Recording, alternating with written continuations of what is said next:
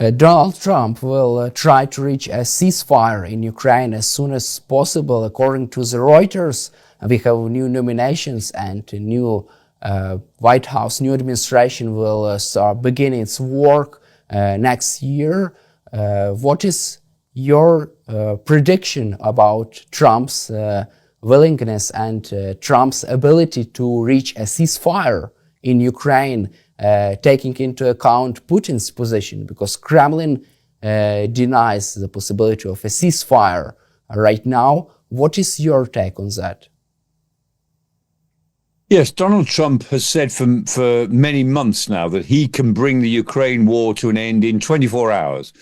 And of course, if one side surrenders, all wars finish in 24 hours. I mean, if he's talking about that, he's talking about surrender. And I know that Kiev is not going to do that, whatever the United States may or may not do. The best indication we have is the paper that Keith Kellogg and Fred Fleitz wrote in April of this year. Now, Keith Kellogg has been appointed as Trump's envoy to Ukraine and Russia. And Keith Kellogg is a very impressive figure with a good military record behind him. And he's given some thinking, he's given some thought to the situation in Ukraine from America's perspective. And his paper in April was quite interesting. Most of it was an attack on the Biden administration because it was a Republican paper that was intended to highlight what the Republicans see as Biden's weaknesses. But at the end of the paper, he and Fred Fleitz, his co-author, laid out their roadmap to a settlement over Ukraine. And that roadmap was something of the order of freezing a ceasefire along the present lines of conflict, which would mean that Ukraine would not have access to about 20% of its territory. But that freeze would not imply a legal commitment. It would not be a peace deal. It would simply be a truce. And Ukraine would not be expected to give up its sovereignty of its own territory, including Crimea, because all that is territory that Ukraine is legally part. It's all legally part of Ukraine and has been since 1991. So there'd be a freeze along the front lines. There would, in his view, be more aid to Ukraine so that it could build up its military. There would be economic reconstruction for Ukraine derived from Russian assets, frozen assets. And there would have to be some sort of international force to police a demilitarized zone. And of course, that's easy to say and very difficult to do. But, you know, we could talk about ways in which that might occur in the best of all worlds.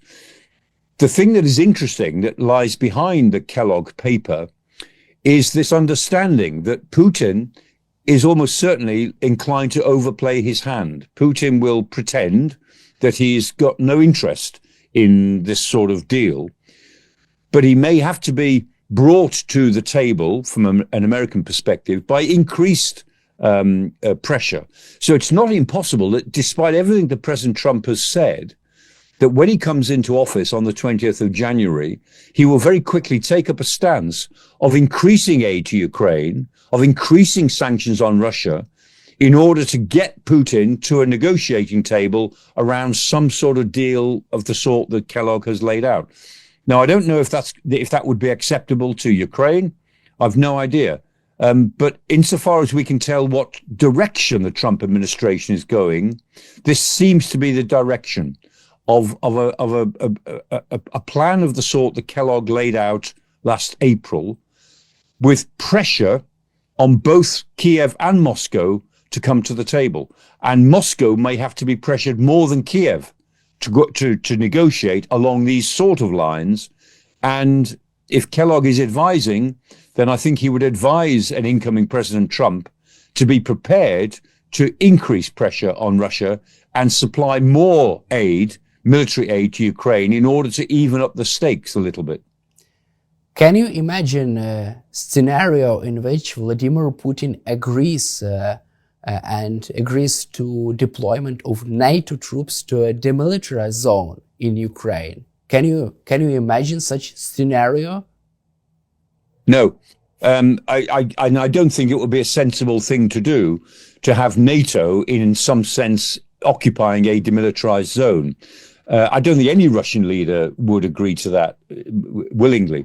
However, European troops on a bilateral basis could conceivably occupy a demilitarized zone, not acting under NATO, but acting on as part of an agreement, say, with the United Nations, to be part of a group. Other troops which are not European troops might also be involved. I mean, this is not easy, because whenever we think about a demilitarized zone that would be 1,000 kilometers long, that is already a huge problem. But if some sort of negotiated truce, and I stress this is not a peace deal, it would be a temporary truce. But if some sort of negotiated truce is possible, then somebody has to come up with an arrangement that can guarantee security along 1,000 miles of demilitarized zone. So it will not be easy, but that has to be a part of any sort of ceasefire sometime during the early part of next year. What are the other options for the Western leaders except deploying troops to Ukraine?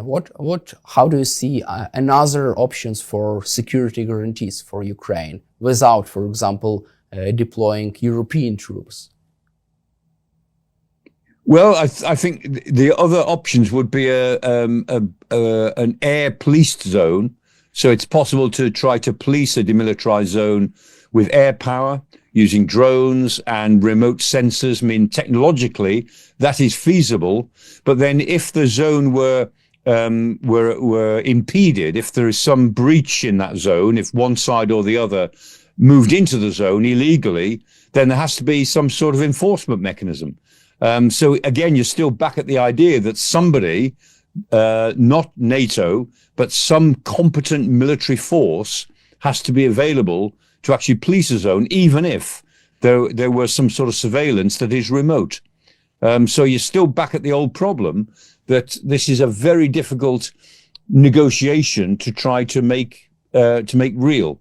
And I'm not going to hold my breath on this one. I'm interested to explore the possibilities, because we seem to be zeroing in gradually on the idea that there will be some sort of ceasefire sometime in 2025. But it's also entirely possible to me that the mechanics of a ceasefire will prove impossible to negotiate, and that the war may carry on in the way that it has been going in 23-24. And if I have to say, I mean, if Ukraine is able to keep going during next year, then life gets much more difficult for Russia the following year. If you look at the Russian economy, look at the problems of the strain on Russia, that if Ukraine can somehow stay in the fight meaningfully, and that's easier said than done, I absolutely understand that. But if Ukraine can stay in the fight for longer, then Russia will have its own problems to deal with in the second half of next year and in 2026. How do you see these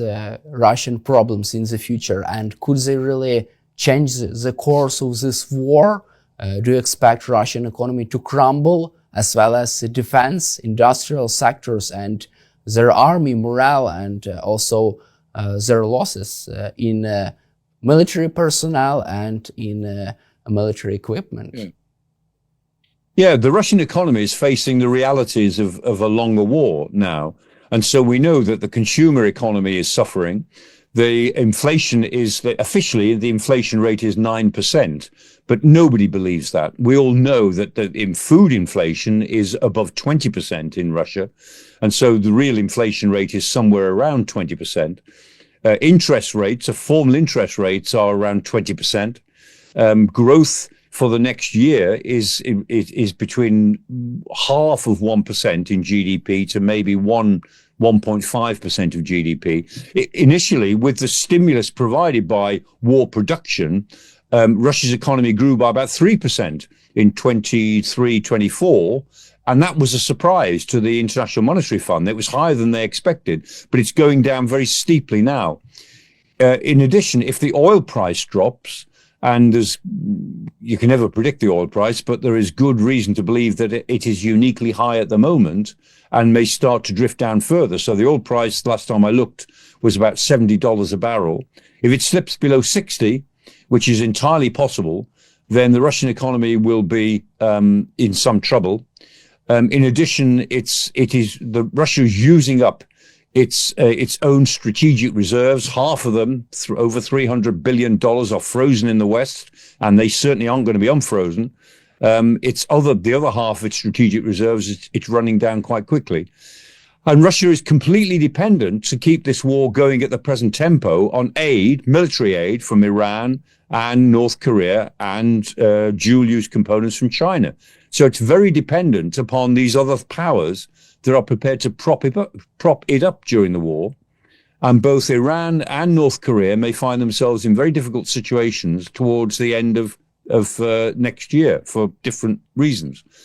So the Russian economy is not looking very good as it enters into this third, fourth year of the war, in which welfare spending, education spending is going right down.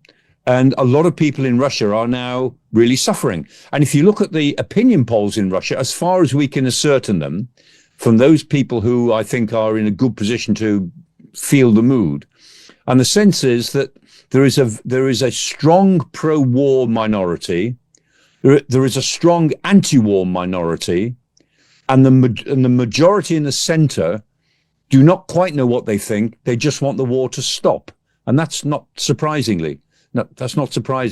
So Russian public opinion is not fully in favor of this war. Russian public opinion is very worried about what will follow.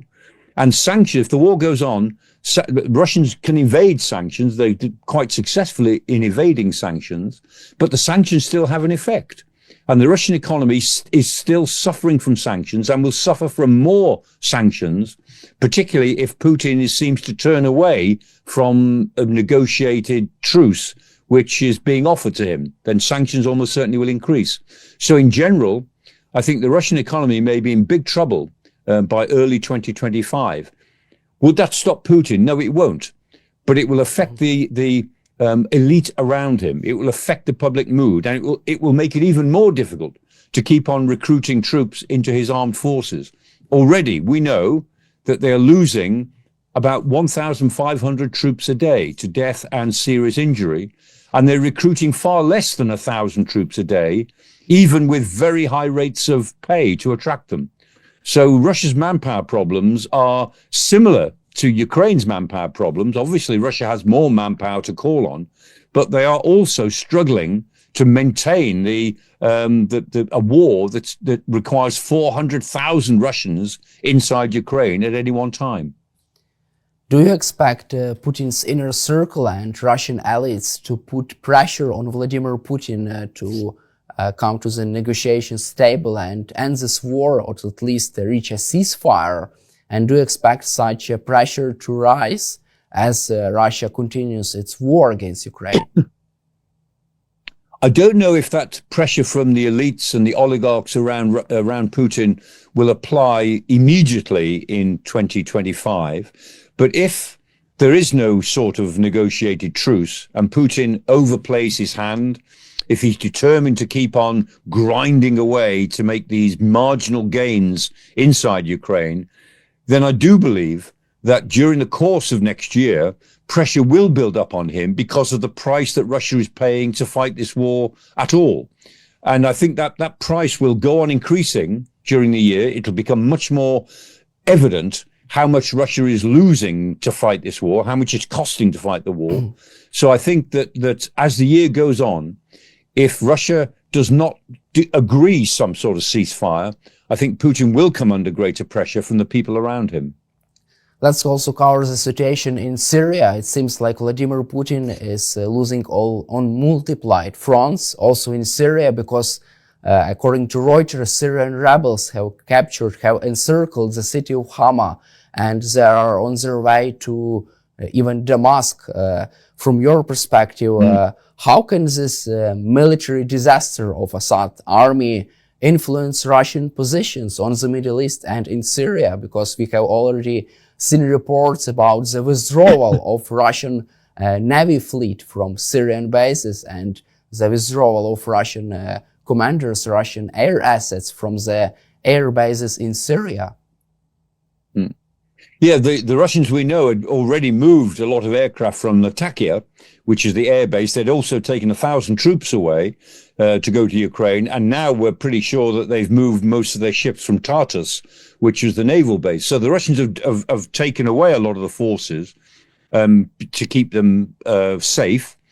And if the rebels in Syria move on from Hama to take Homs, which it looks as if they may, then Russian forces will be completely cut off. Those that are there will be cut off from Damascus. So they won't either be able to help Assad directly nor be supported from anywhere other than by the sea. So that will be a logistical problem. But more than that, if Assad is going to fight this war successfully, sorry, let me say that again. Sure. More importantly, the Russians will find it very difficult to help Assad win this war if it only relies on air power. The Russians can fly more missions to bomb civilians, as they do, and to try to bomb the rebel forces, but they won't stop a rebel advance only from the air unless they're prepared to put troops on the ground. And I don't think they are. And increasingly, it will be difficult for them to get troops there if the rebels take Homs. So I think there is a very high possibility now. I would only put it, it's not a certainty, but there is a high possibility that Assad will be removed. He will fall in the next couple of weeks. And Russia will find that its position in Syria is completely undermined. That will be a big problem for Putin. Alternatively, if he wants to divert forces from Ukraine to Syria to keep Assad in power, I imagine people in Kiev will be quite happy to see that. Either way, the Syrian crisis is a real problem for Putin, as is the Georgia crisis. And if it is the case that so many of the cards on the table, the cards that he plays in this game that he plays around the fringes of his own country, that if those cards are now not winning him any money, if the thing is turning against him, then it actually builds up pressure on him to rethink his whole strategy. Does this also can put more pressure from the people around him who believed and who have had a belief that Vladimir Putin is the greatest diplomat and military strategist and the greatest leaders of all times? Yeah, I mean, Putin pretends to be a strategic genius, and those of us in the West think that he is a strategic blunderer because he's a good tactician. We often say he's not a chess player because he's not clever enough to be a chess player, and he doesn't think ahead far enough. But he's a very good poker player. He's a good poker player because he spots the weaknesses in his opponent and he exploits those weaknesses. And he has the risk-taking instincts of a poker player who takes risks and plays on other people's vulnerabilities. And the point is that if you play such a complex game as he has tried to play now for well over 10 years, or 15, 18 years now, really, since he started to play these strategic games, eventually they will go wrong on you. They will turn against you because they're not based on a good, clear, strategic analysis of your situation and your national security requirements. So he's leading Russia into strategic blunder after strategic blunder. And eventually they will start to go wrong on you together, coincidentally. So he's committed now in the Sahel. He's committed in different parts of Africa. He's committed in the Middle East. And he's fighting this dreadful war in Ukraine and creating a bigger, stronger NATO as a result of everything he's done in Ukraine. As and when the wheel turns, as it always will, his reputation as a great strategist will collapse. Now, what effect that has on the people around him, we don't know, because he has pursued this sense of strategic genius with being more repressive than Joseph Stalin ever was. And so whether he's sufficiently in control of Russian society and the Russian elites, we don't know. He's running a sort of medieval court in the Kremlin. And, every medieval court can function for a long time, but when it comes to an end, it normally finishes very quickly. And our last topic would be about the situation in the South Korea. There's lots of news, and it seems like there was a try for a military coup by announcing this martial law. President Yoon Suk-yeol just tried to organize a military coup against opposition, against political leaders in his country. What is your assessment of the situation there and its influence on the region worldwide? And how can North Korea exploit this situation right now? The incompetent behavior of President Yoon Suk-yeol on Tuesday was fairly astonishing because it was so badly planned and thought out. He got himself into a difficult position personally within the presidency. He tried to make a dramatic gesture to get out of it, and he did it so badly. And what was interesting is that the National Assembly reacts in the way that national assemblies throughout history have tended to react to situations like this. They lock themselves in and stay in session, and they therefore represent an alternative avenue of legitimacy to express the people's will. And that's what they did. And he had to back off after a number of hours. And now he's on the verge of impeachment. I think the vote to impeach him will be taken on Saturday. I'm fairly sure it will go through, and he will be impeached. I suspect he will, like a number of South Korean presidents, actually, I think he will end up in prison. At least 5 of them, I think 6 of them have been imprisoned at one time or another. And I think he will be the 7th, probably, who will end up in prison. The coup itself, the attempted coup, was all over quite quickly. It lasted less than 24 hours. And in a way, it reaffirmed the democratic principles of South Korea. There hasn't really been a non-democratic government in South Korea now since 1980. It had a very troubled past before that. But since 1980, for the last 40 years, more than 40 years, South Korea has been a vibrant, strong, prosperous democracy. And so in its own distinctive way, South Korea is a testament to the importance of Western liberal democracy. And the fact that that democracy has reasserted itself very quickly during this week is a source of strength. The North Koreans, of course, will make a lot out of it. They will make as much propaganda out of it as they can. But I think the rest of the world will see that South Korea has a stronger democracy than even one powerful president can undermine. And in that respect, although it's been a rocky ride, I think this has been one of the rare good news weeks for democracy. We haven't had many of those in the last couple of years, but this week is a good news week. Thank you, Professor Clarke, for your time and for supporting Ukraine, and glory to Ukraine. Yeah, glory to Ukraine. I wish you well. I wish you all well.